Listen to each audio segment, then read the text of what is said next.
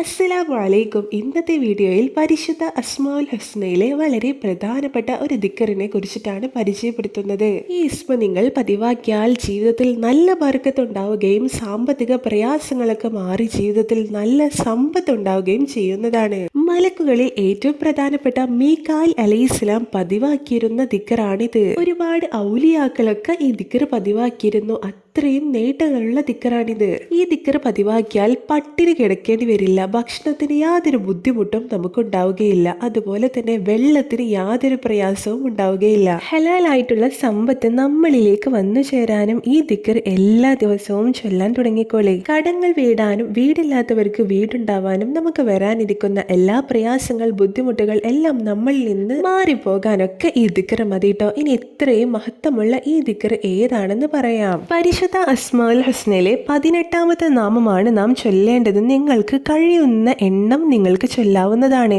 100 തവണയോ 33 തവണയോ 133 തവണയോ 313 തവണയോ 1000 തവണയോ നിങ്ങൾക്ക് കഴിയുന്ന എണ്ണം നിങ്ങൾ ഈ ദിക്കറിനെ പതിവാക്കുക. ഈ ദിക്കർ ചൊല്ലുമ്പോൾ വുളു എടുത്തിട്ട് ബിസ്മിയും ഹംദും സ്വലാത്തൊക്കെ ചൊല്ലിയിട്ട് ഈ ദിക്കർ ചൊല്ലി നിങ്ങളുടെ ആവശ്യങ്ങൾ, നിങ്ങളുടെ ആഗ്രഹങ്ങൾ അള്ളാഹുവിനോട് പറഞ്ഞാൽ നിങ്ങളുടെ എല്ലാ കാര്യങ്ങളും സമ്പത്തിൽ ബർക്കത്തുണ്ടാകാൻ, വീടുണ്ടാവാൻ, കടങ്ങൾ വീടാൻ, നിങ്ങളുടെ പ്രയാസങ്ങൾ മാറാൻ എല്ലാ കാര്യങ്ങളും അള്ളാഹുവിനോട് പറയുക കേട്ടോ. ഇത്രയും മഹത്വമുള്ള ദിക്റാണ് യാ റസാഖു യാ അല്ലാ, യാ റസാഖു യാ അല്ലാ എന്ന നാമം നിങ്ങൾക്ക് കഴിയുന്ന എണ്ണം എല്ലാ ദിവസവും പതിവാക്കുക.